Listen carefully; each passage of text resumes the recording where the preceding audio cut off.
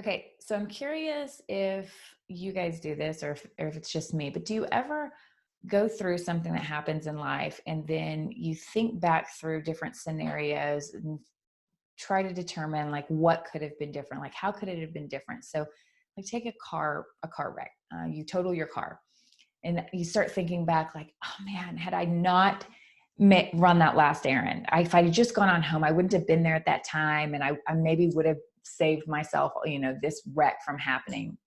Or maybe it's the opposite. Maybe, you get stuck at you see like a wreck happen that happened just a little bit ahead of you. And then all of a sudden you realize like, oh my goodness, I got stuck at that red light. And I was frustrated. I was like, come on, like, I'm running late, God.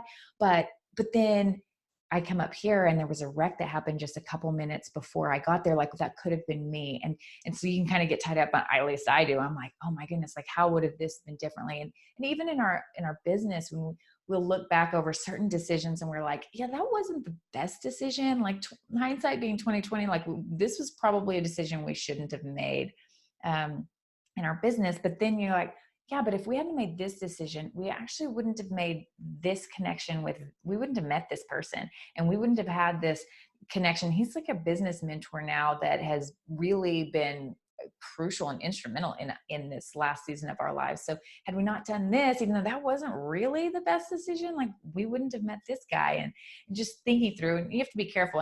And I know for us, we're watching this Amazon show on Amazon right now. I think it's a few years old, but it's called Man in the High Castle. And it's a look at kind of like a parallel world that if the Axis powers had actually won World War II instead of the Allied powers. And so it looks at how that would have been different, how our lives would have been different. So in this dystopian world, we've got the whole east side of the US is controlled by the Nazis, and then the west side is controlled by the Japanese.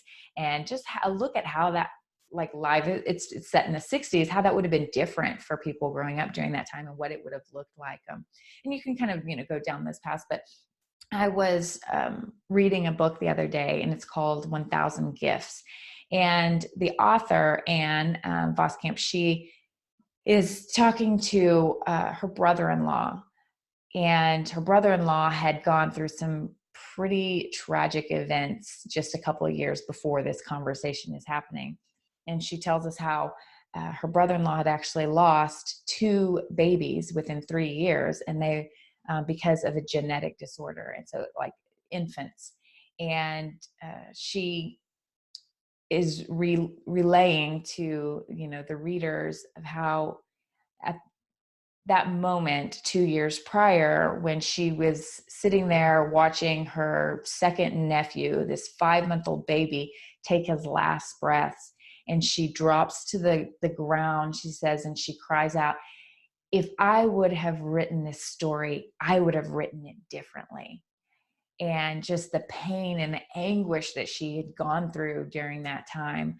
And so, fast forward, and she's talking to her brother-in-law who makes a comment about, God being in control and how it's all good. And she's still wrestling with this. So she's asked him, she's like, what do you mean he's good? Like, how do you know he's good? And the brother-in-law, obviously referencing back to that day, he says, maybe you don't want to change the ending. Maybe you don't want to change the story, because you don't know what a different ending may hold. And he kind of references Hezekiah. And so if you don't know the story of Hezekiah, Hezekiah, it's in Second Kings, is this godly king, but he's young and he's very ill. And God sends the prophet Isaiah to come and say, hey, you need to get your house in order because you're going to die. And Hezekiah's like, wait, I'm too young to die. So he starts praying, begging God, like, look at all the things I've done, like for you and who I am, like, please don't let me die. And so God, kind of changes his mind really. And it's like, okay, I'm going to grant you 15 more years of life. Sounds great, right? In those 15 years, his son Manasseh was born. And if you don't know anything about Manasseh, you can read, he was an evil, evil king of Israel. And he turned them back to idol worship and worshiping the stars. And he just he even sacrificed his own son, and he's just this evil man that brought about a lot of evil in the world. And so back to this book and this reference, her brother-in-law says, had the story not changed for Hezekiah, had he died whenever he was initially going to die, maybe Manasseh wouldn't have been born, and we could have saved the world from a lot of evil that happened at that time. And I'll leave that one right there. Like, you don't have to go too far into how, and he clarifies that he didn't think his sons were evil, but like that you just don't know the big picture. You don't know the full story. So it got to me thinking about some other characters in the Bible, and look at David. Okay. So in David, in you can look at it in 1 Samuel, we all know the story, right? Goliath is taunting the Israelites. And so David comes and he's like, hey, King Saul, like, I can kill this guy. And he references, he's like, I've been tending my father's sheep in the fields, and I've killed a lion and a bear. Like, I wrestled in the ground. I've killed them both. So, and we read those stories now, and it's easy. Well, David had killed lions and bears, and this guy wasn't the Tiger King, right? He doesn't like do this regularly, and it was obviously unique, because otherwise, if all the shepherds were doing it, he wouldn't have told Saul that, right? King Saul would have been like, yeah, dude, we've all been shepherds and we've all done that, so that's not that great. Or one of the other, army men would have said that, because they've all, been out in the fields before. It was something unique. So think back to when David was actually in those fields, right?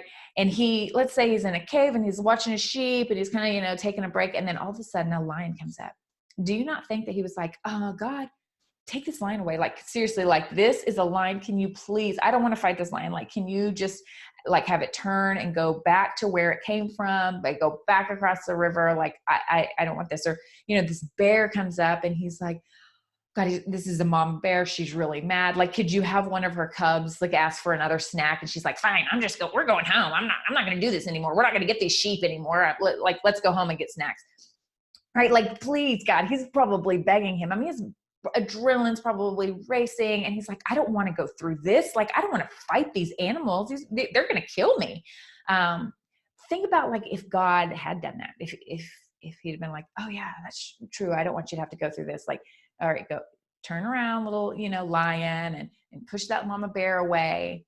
And then fast forward, David goes to visit his brothers, and he doesn't have this battle that he's gone through already to pull from. So he's just like, man, that sucks, guys. Like, good luck with that guy.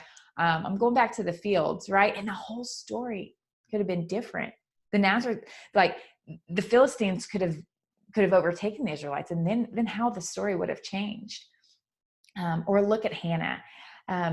Hannah was somebody who, she was barren for years. Like, she was past childbearing age. She had gone in year after year, and she had begged God, please just give me a child. Please just give me a child. And finally, after years and years, in her desperation, she's like, okay, God, if you would just give me a son, I'll give him back to you. Like, I promise to give him back to you if you just give him to me. And then she had Samuel. And then Samuel, when he's, 11 years old, she takes him back to Eli, and she's like, okay, I promised God, like, I begged him for years, and here, I cried out to him. I went through this miserable stage of being barren for my whole life, but here, can you raise him? And so Eli, being a man of God, was able to help mentor and raise up Samuel, and he taught him how to hear God. And Samuel was an amazing man of God. And think about how that story would have been different. Like, imagine that Hannah hadn't gone through years of being barren and being desperate. If she just had kids, she'd have had a Samuel, and then she would have raised him at home, and she would have treated him just like her other kids, and they would have gone on through life just normal. So in that pain that she had to go through, in that time of trial, and I'm sure it was miserable. Obviously, she was crying out. She was desperate enough to give up her son. The story was written the way that it should have been, because she had to go through that to get Samuel to where he needed to be. And then, of course, no good Bible story is good unless you reference the one. There's plenty of stories like that, but I got to reference Jesus, right?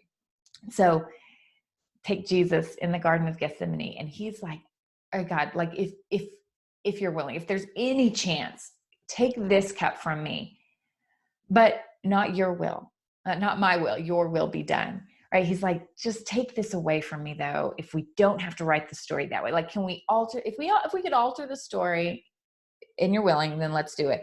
And God's like, this is the way it's got to go, son. And so he goes and he's on the cross. See, if he hadn't gone through the cross, all of our stories would have been different.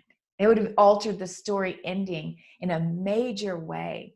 So I just want you to think about the things that you've gone through in life and the things that you would look back and you'd be like, man, that really sucked. Like that. Why did I have to go through that? Or maybe you're going through it and you're like, man, like praying it away. And not to say we shouldn't pray it away, but if God's not changing it and you're just like, I'm just stuck here and he's not listening to me. And I feel like I'm still having to go through all of this, that he could take it away in a second. Maybe he's preparing you because you don't know what the story ending is going to be. And the story writer, he's developing our character and he's developing us, and he's writing a story ending. And he may need you to go through this so that your story ends in the way that he wants it to end. And if you don't go through some of the pain points in life, he can't use it in the way that he wants to use it in order to write an ending that we can't even imagine. So I hope that ministers to somebody tonight. I love you all.